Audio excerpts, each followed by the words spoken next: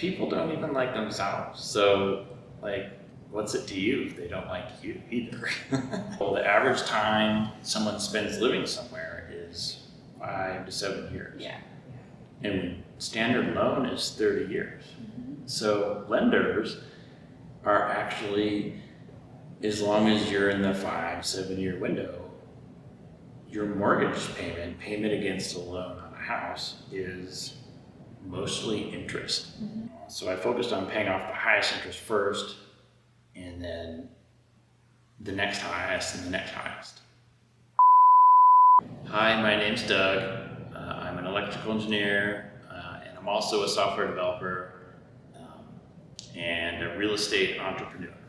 When did you start thinking more financially, I would say? Because something that I realized upon coming to the US is that we're not very good as a nation to educate our citizens on how to deal with personal finance. And so a lot of it comes from like self-education, and if you're lucky, maybe from family and stuff. But when did you start thinking about your finances more, I guess, in a more mature, long-term way? And how did you do it? I can really thank my family for that. I mean, when I was growing up, we would do chores and we'd get an allowance every week if we did the chores. And our allowance would increase, and that would give us money to spend on things that we wanted. But where it really took off for me was going on mission trips. I would have to raise money to go on mission trips. So I started mowing people's lawns, and I already had an end goal in mind of what I wanted to do, so that helped me be disciplined and pick up a few lawn mowing jobs. And after the mission trips stopped, I kept mowing lawns and just had way more money than my allowance would give me. So I think that really got me started thinking about finances and all that to begin with. Can you talk a little bit about the process of loans and how, if you had any, how much was, what if you had a plan to help pay yourselves off, or to kind of help them build your credit? What did you do? Yeah, so college is an interesting thing because you're teenagers still, right? 18. People start younger, people start older, but the average person probably 17, 18, 19. And it's like, what are you going to do for the rest of your life? Decide now and spend a bunch of money and get a degree in that. And so many people don't use their college degrees. It's just an interesting bet that you're making at that point. For me, I mean, I had a kind of a sense of what I wanted to do. I wanted to stay in state because it costs less if you go to college in the same state as you live. But also that kind of limited my options. But also I wanted a job that wouldn't necessarily get outsourced. Just watching my dad work through his own struggles with the job, I wanted something more stable, more steady. So yeah, I was like, hey, if I'm working hard in college, then surely whatever job that I worked very hard for a degree for was also going to be worthwhile. And that's not always the case. A lot of people work super hard at college and then they get out and they can't find a job. Yeah. It turns out physics doesn't translate to the workforce. I have to get an engineering job that uses physics, right? Yeah. Not to pick on physics specifically, that's just the example that came to mind. I was on the verge of finishing my bachelor's degree and I couldn't find a job. This was right after the 2008 market crash. Yeah. And I knew I wanted to go to grad school, but I figured I'd go to the workplace, pay down college, and then go back to grad school and take on more debt. In my mind, I wanted to pay off the debt before getting more debt, though. So when my bills arrived early, I took an extra semester, and the lender didn't realize that. So you get a 6-month deferment period, and then depending on the kind of loan you get, and then you have to start paying. So my bill arrived before I'd finished school just because of a slip up on the lender's part. And I was like, holy cow, I have to start paying money and I don't have a job lined up and this is really scary. And at that point, my advisor was like, have you thought about grad school? And I was like, well, eventually. And she was like, well, your grades are good enough. If you stay at this college, you don't need a GRE. You don't need to go through, you don't need letters of referral. You can just start doing grad school at this college. Mm-hmm. And then on top of that, you already have some classes you're taking now that we can convert to graduate credit. And there's prerequisites you don't have to take because you've already taken them. Yeah. So you can get a master's degree in 1.5 years. Yeah. Oh, and your loans get deferred. Oh, cool. And at that point I was like, oh, you mean I don't have to pay this thing that just showed up in the mail? I can literally come out of the system in 1.5 years. Hopefully the market will be better and I'm more qualified. So yeah, I went to grad school right away. When I finished grad school, I had about $60,000 in student loans. I did get some scholarships and because of my dad's unemployment during that time, I got some grants too. So that's less than what other people would have had to pay.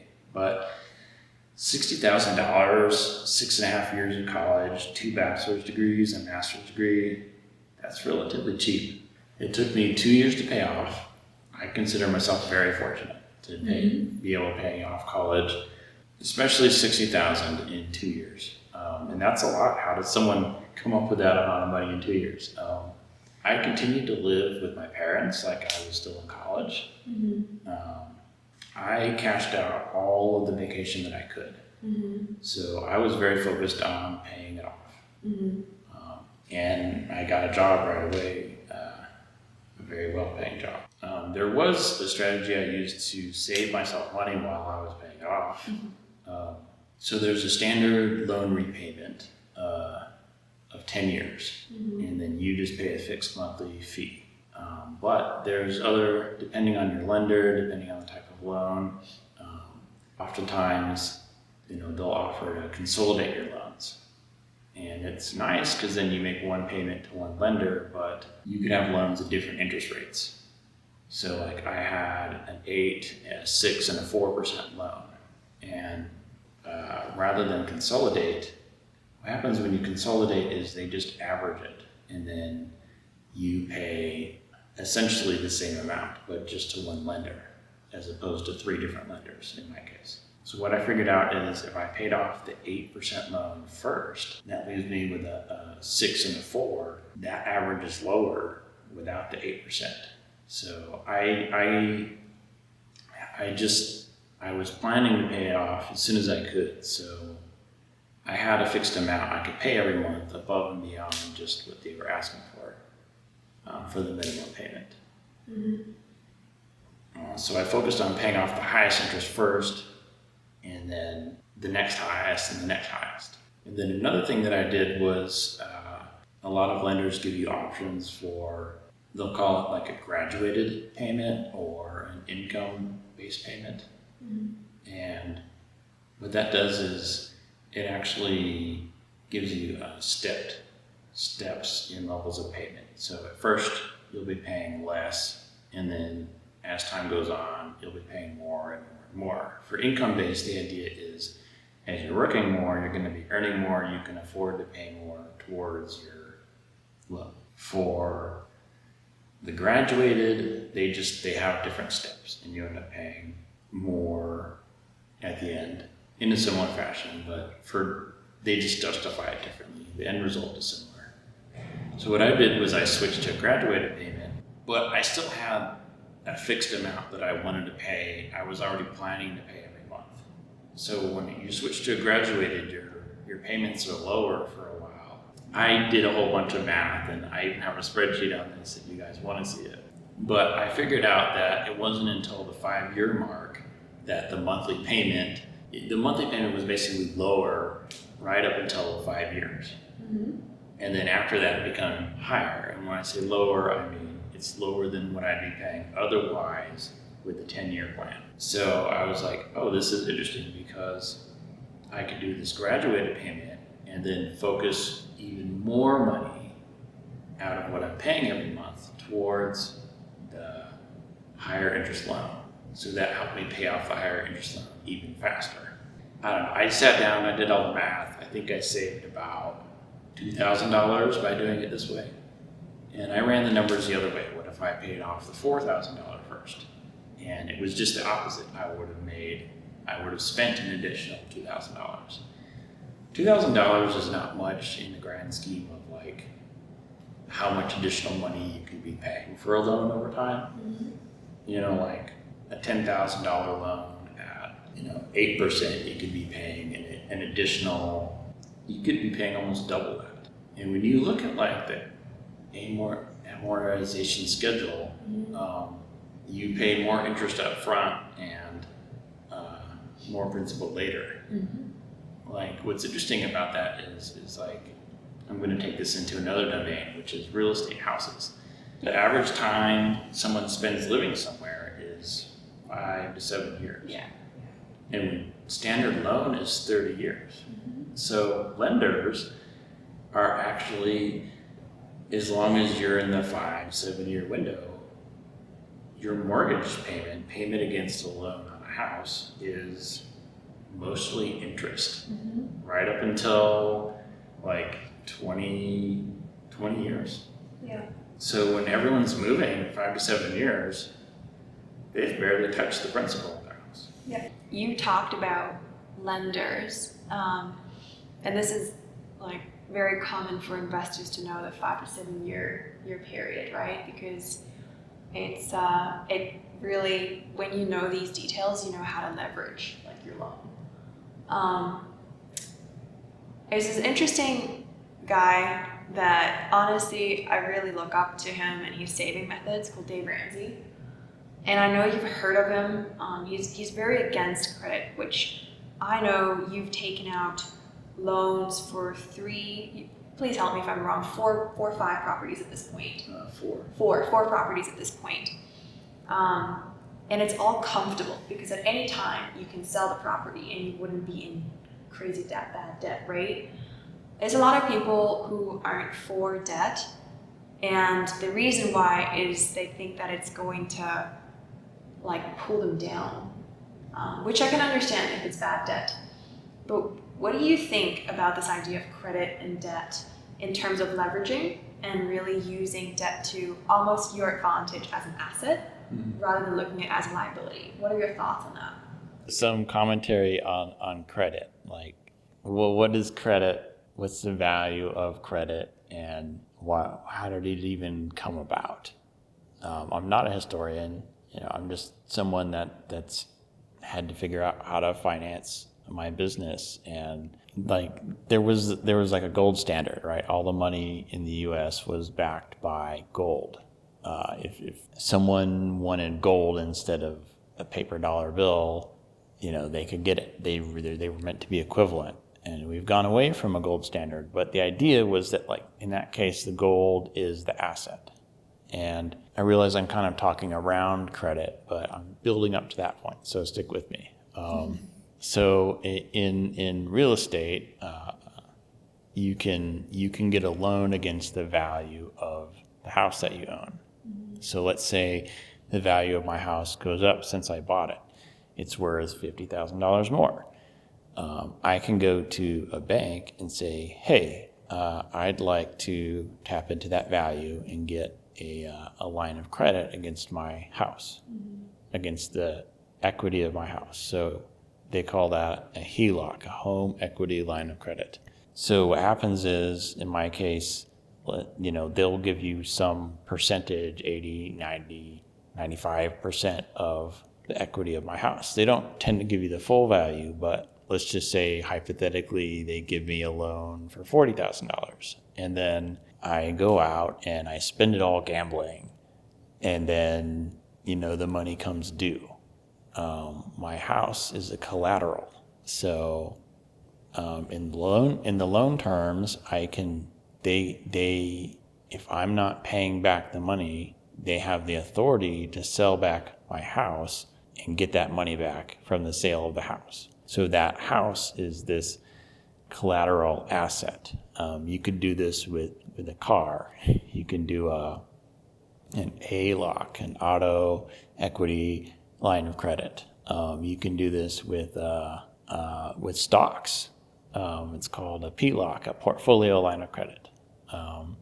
I know someone that did this to help them buy a house recently. They own a lot of Tesla stock, and they went to their broker and they were like, "Hey, I would like to keep my stock in the stock market, but can you give me a loan?" And so he got a loan that leveraged his stock portfolio, and his stock is still there, but essentially, if he doesn't pay back this loan, they have the authority to go and sell his stock to recover the value that he owes. So all these things are leveraging very tangible assets, stock, your car, your house, and they tend to give you lower interest rates than like a credit card.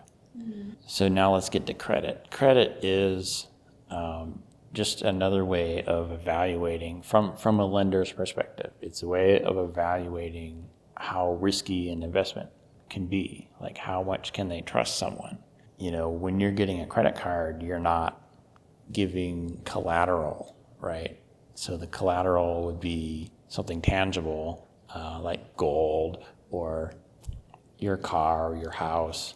It's just another way of measuring how risky of an investment someone is. If they have a low credit score, there's a low chance that you're going to get money back from them. If you have a high credit score, there's a good chance. So the credit score is just like, we've gotten away from the gold standard with our money, but it's still backed by a faith, a trust in the American financial system. So to me, that's kind of like where credit is at. Your credit score just shows is like a reputation, financial reputation, a standard that people can go against in place of having an actual physical asset that they can get their money back with. And so as a result, your credit card is going to have a higher interest rate. When it comes down to it, they may not be able to recover their money as well. I think a lot of things, not just debt or even money, have that duality of being a liability or an asset. For example, like your health.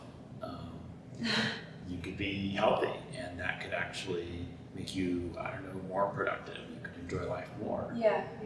But you're putting this effort into being healthy versus not putting effort into it. You're that's costing you on the backside of, maybe I don't sleep as well, or maybe I have additional pain in my body. So your health has duality in a similar way.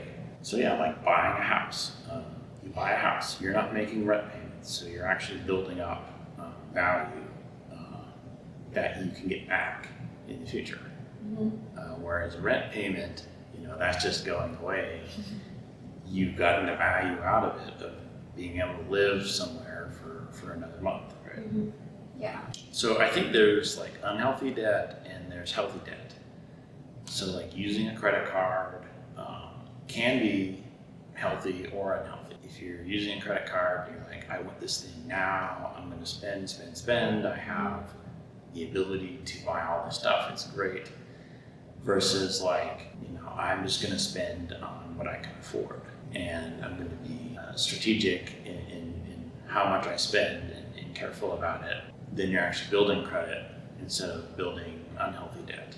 An unhealthy debt, you're not catching up on your payments, getting charged interest on all this money you spent that you now don't have the means to pay back. So yes, you're slowly paying it back, but it's the amount that you owe is increasing. This even happens with college loans. People will do a graduated payment and just get used to their lifestyle at that level, and then the payment goes up and they're like, oh, I'm not used to spending that much. And there's even scenarios where people keep getting their loans deferred, or they're not making the full payment, and the loan is actually increasing at a rate that is greater than what they're paying it down. To me, that's frightening. Your debt has now taken on a life of its own, and it's costing you continually more than you ever spent all that money on. So in my mind, like, if you are not disciplined about finances, a credit card is a bad thing. If you are, you can be disciplined about it, it can be a good thing. I'll give an example of the good thing. When I'm using a credit card, in my brain, I would be using it in a scenario where I already have the money. So, okay, I'm gonna pay for some food. Pull out my wallet, and instead of paying with cash, because I have cash, I could pay with cash, I'm going to pay with a credit card. And then as soon as the credit card the bill is due, I pay off the whole thing. Now, what does that do? I get credit card rewards. As long as I'm not using the credit card beyond what I would spend normally, now transactions as if I had cash, but I'm getting credit card rewards on top of it. And not just credit card rewards, I'm getting a good credit report. I'm showing a history of paying off whatever I'm using the credit card for. That's better than if I had just paid cash to begin with, because now I can take that credit score and qualify for things like a car or a house. Tell me more a little bit about your real estate venture. Why this real estate market? And particularly, I think the idea is why Airbnb, because there's been a lot of talk in the news about Airbnb. A lot of Airbnb owners who maybe are starting, or even long-term owners, start losing money on Airbnb. And I'm sure you're familiar with some of the talk that's going on. With any business venture, investment venture, there's always risk, right? How have you made it work, and why did you choose Airbnb, I guess, as a starting entrepreneurship investment? So I guess I'll just start with real estate. My brother and I saved up and bought a house. And then we had some renters too. And it was great because we could each get an apartment for $1,000 each and have a garage space. That was the rate at the time. Or we could combine, and we could pay $2,000 a month and have an entire house, And we were like, wow, we're getting way more for combining than separate. Yeah. And from buying a house than not buying a house. And I mean, it really depends on where things are at. Sometimes you can rent. That's where things are at now. You can rent for cheaper than you can own a house. Yeah. At that time, you could own a house for less than you can rent. We were like, yes, this makes a lot of sense. Let's buy a house together. Yes. And then we got 2 roommates. Then it was like, wait, this is great. We're not even paying that $2,000 a month completely. They're helping us. We're paying even less, and we get to hang out. We get our friends to live with. This is cool. It was just kind of a fun thing where we knew we were saving money. But yeah, later we realized man, we are not charging as much for rent as we could be. And my brother ended up dating and getting married, and we had to think about the house in terms of okay, could be renting this, what if we're not living here just saving money? What if, we have more people living here? We could be charging more in rent. And yeah, so real estate started off as kind of this, we got one house, it was fun, and we're saving money. This is great. But it really took a turn for me when my job was having me move somewhere else and buying my own house and getting my own roommates, and then backfilling my spot of the house that my brother and I own. We realized wow, we're undercharging for rent, and we get another guy that doesn't own this house. We can have all the renters pay, and then my brother lives there for free. That's wild. And in fact, I had a similar scenario in buying my own house. Was I could choose where I wanted to live near my job, and if I could find enough roommates, then that would cover most, if not all, of my mortgage. Essentially, I could even be getting paid to live near my job. That's wild. Yeah. So that's where it really took a turn of like, dang, like if we could set up more houses where we're actually renting them out completely instead of just living in them and getting the benefit, like we could rent them completely and have the mortgage pay for it. That's making money without us putting as much effort into it. And this was on top of working a full-time job, you know? So yeah, that was just kind of like my journey into real estate. And then why Airbnb, depending on where you're at and how you're set up, you could be making even more from people. And Airbnb is such an interesting market because people are basically going to your house instead of staying in a hotel. Why would that be attractive to them? It's totally private. They don't have some random room. They can be together. They can be closer to where they want to be. Sometimes hotels are not close to things. There's a ski resort here in Colorado that there's no hotels there.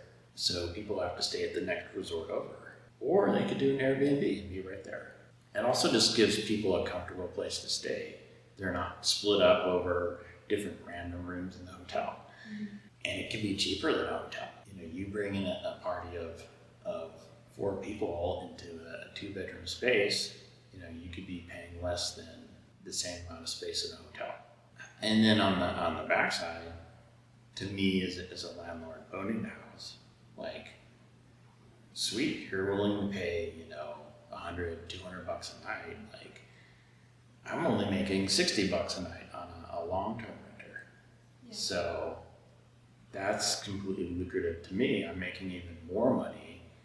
And it's like this interesting middle ground of like, it ends up being cheaper for the people staying there and it ends up being more money for the people that own the house. Yeah, so getting paid to live closer to work, it was like a win-win. Like I could be judicious about my roommates, and it's just the same scenario that my brother and I had all over again. You know, I get to live with friends, they're saving money, I'm saving money, and I'm right by my job. And doing short-term rental with Airbnb just felt like an extension of that. They're saving money, and you're making money. Right, so that's, again, it's a win-win. First house that my brother and I bought, it doubled in value. My house was earning more money than me. That's why. If I could own 2 houses, 3 houses, it started to make me really think about, am I spending my time effectively working 40 hours a week versus just managing a few houses that are going up in value. Not every market's going to go up in value, and the value isn't going to go up as drastically all the time. The pandemic caused things to go up a lot, especially in Colorado. What are some long-term investment goals? Are there, I guess, goals that you have for yourself and also for your business, or are they like aligned with each other? Yeah, I mean, like I want to be married, I want to be a father, I want to have kids, right? And yeah, of course, we'll need a place to live. There's going to be some overlap there. But in terms of business, yeah, I'm getting ready to launch another Airbnb. And I'd like to get a second one this year up and running, my 3rd one overall. And like, what's the longer term goal? I'm just going for cash flow. Like, short-term rentals are generating more cash flow than my long-term rentals. Mm-hmm. That could change in the future. You know, maybe enough people put their houses on Airbnb that it costs just as much to stay at an Airbnb as it would to do a long-term rental. I don't know. It could happen. There has definitely been a larger supply of short-term rentals that's driving the price down. It's just, it turns out that you're subject to capitalism, right? Yeah. But yeah, long-term, I'd like to have enough properties that I'm renting out under, you know, various forms that I'm making just a comfortable passive income, and I can focus on things like raising a family. Mm-hmm. Yeah, that'd be very nice. Yeah. So that's, I guess, the like short term, yes, I want to get some more stuff set up. But long term, I want to have enough set up that I'm able to support a family and have all my time. So the formula was kind of just get out of college, live below your means, save up your money, learn about money, and then invest, and then scale your business, right? With that being said, I guess I always thought it was kind of a very interesting dynamic to be in. I think even now when I talk about finance or money to the average person, especially in the United States, the response is always a little bit triggering. It's like a button that you mispressed. Does that make sense? So something triggered. And I kind of want to know your thoughts, just out of curiosity, on why you think finance and money is such a hard topic for people to digest or talk about even. Because I tend to understand going through education, the more you talk to people who are smarter than you, the more you learn, right? But then people seem to avoid finance talking. So then I'm not sure how that can help someone learn about money in the long term if they just avoid the subject. Why do you think it's that mentality that's built into a lot of people? My parents never really went for like an entrepreneurial kind of thing. Their mindset was they're going to work a 9 to 5 until the day they die. Oh. And they retirement planning, I think, has been a challenge in general for that generation. Because that generation, they went from a switch to like a pension to 401k. And not all of them jumped on that wagon with the 401k. But yeah, that's something that I've had to unlearn or get away from, is thinking that a 9 to 5 was really where it's at, that I can just work the best 9 to 5 possible, right? Instead, you could be working a completely different schedule or doing investing and getting cash flow, investments, etc. And the use of your time is completely different. Right.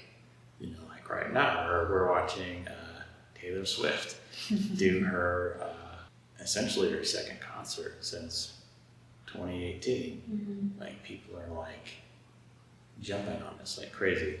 Does Taylor Swift work a 9 to 5? Absolutely not. I'm going to be quoting just another clip I heard on this, but someone was speculating that she's making average ticket price is $700 for her concert. And she has hundreds of thousands of people lined up. She's going to venues all over the country. The speculation was that she could finish doing this tour and become a billionaire as a result. That's an entrepreneur thing that's happening right now as we're watching it. Like $700 a ticket, and how much time is she spending touring? Less than a year, like 6 months. I mean, but she's been writing songs, she's been gaining popularity. Yeah. It's been a long journey for her. Yeah, there's a lot that's led up to this point. Yeah. But it's not a 9 to 5 job. Right. And she has a lot more to show than if she had been working a 9 to 5 job this whole time. Right, for sure. I'm going through a real estate mastermind class, and the guy leading the class, he said, when you see someone that's being successful and is teaching others, but at the same time is still living what they preach, like just seeing someone as an example that you can learn from, that is like, in a way, it gives you permission to like follow that example. It shows you that there is a different way to live and provides you with like a concrete example and opportunity to do so. So yeah, why don't people talk about it? I mean, it's taboo, it can be painful. People get divorced over finances. People have different financial goals. Sometimes money is just the thing that gets you to having fun, right? I think sometimes it's just an extension of what people want in life too. Sometimes people, they don't know what they want, or they get addicted to something. Like it can just be a bad habit, right? And now it's costing you money. Bad habits are learned too. So it's just a matter of what you want to learn, a good habit or a bad habit. You're actively learning it and sowing into it either way. Mm-hmm. Why not just make it a good habit? What is advice you can give? I would not even say just young people, because there's a ton of like Gen Zers who are really good at money, right? They start like e-commerce business and they're just really, really figuring this out from young. But even someone who feels like they're a little behind, maybe they're like already in their 40s or 50s and they just are only starting to think about this now. What kind of advice would you give them, and what kind of tools would you say they can look into? There's no time like the present. I feel like I got a later start on being an entrepreneur because I had to grow out of a 9-to-5 mentality. Mm-hmm. I know people that they didn't even start their business until they were 50 or 60, Mm-hmm. and their positions is the same. Like, gosh, I wish I had started earlier. Harrison Ford, actor Harrison Ford, he didn't start acting until he was 40. Wow. He was a carpenter up until then. Invest in yourself. I hear that a lot from people too. Like, the best investment you can make is you. Like, if you can improve, if you can learn things, like, that's gonna stay with you indefinitely. Okay, so more on like the real estate mastermind, that's me investing in myself. That's just me sitting down and evaluating, like, wow, I've made as much or more in real estate, not being a very active investor, just being in the right place at the right time. I've made just as much or more than, a full-time programming engineering job. Mm-hmm. And just taking time to evaluate that and like realizing, wow, maybe there's more to this. I think sometimes there could be more value in recognizing an opportunity than creating an opportunity. I think there could be a lot of value in creating an opportunity, but I can say in my life some of the best opportunities that have happened actually just fell on my plate. And it was more a matter of being prepared to act on them and just recognizing the opportunity in there. Like, for a lot of people, Airbnb starts from a place of, well, I'm having a hard time finding a roommate. Maybe I will list my one room and see if, oh wow, this pays better, right? And then expanding on that. But ultimately, there was a place of need there, right? And not letting that need scare them away. I think that's important too. I'll give an example on that. One short-term rental Airbnb I've been doing, one of the neighbors doesn't like it, and he's got an HOA of this community to side with him. They are literally trying to rewrite their rules to stop me from doing Airbnb with that house. That's scary to me because the mortgage I'm paying is higher than what I could do a long-term rental. Like, my backup plan is a little limited. So that's frightening in some ways. Dang, I could go from making money to losing money. But that's been a challenge to me to see if there's another way, if there's a better way. And yeah, just this morning, thanks to the real estate mastermind class, I just learned about one possible way out of this, which is, it's called selling your house on a wrap. I would be taking the house and selling it to someone, and then being the bank and financing the mortgage. Let's just say I pay 3% on my mortgage. The market rate right now is between 6 and 7%. I could offer them a 6% mortgage if they agree to pay me as if I was the bank. And then I can keep my existing mortgage and and turn around and make money on the difference between that 6% and the 3%.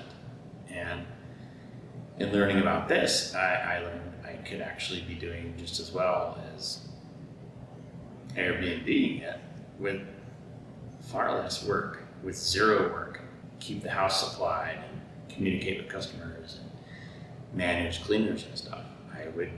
Someone else would be owning the house. Like, yes, I'm running some risks there. I'm the bank. I need to make sure whoever I'm selling this to is qualified.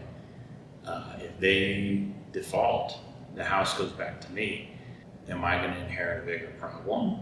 I just need to be careful about who I pick because, they could cause damage to the house. I could get the house back in 3 years with $100,000 worth of damage to it. So there's risks to be managed there, but it could turn into a better scenario. I think what I've been learning from it is just to keep an open mind. Like, I could have just been totally overwhelmed by the situation with the HOA and been like, everybody hates me and I don't, I'm going to be losing money and they don't care. But I mean, the truth is, not everyone even likes themselves. Oh my gosh, that's so true. People don't even like themselves. So, like, what's it to you if they don't like you either? Out of this place of like stress and pain, like, I didn't let that just make me shut down. I'm going to give up and walk away from doing it either. It turned into a better opportunity. So I think the importance is to just look for a way through it too. Never stop believing in yourself. I think that's so many things come down to just like, where are you at with yourself? That relationship with yourself is a liability or an asset, right? Thank you so much for your time.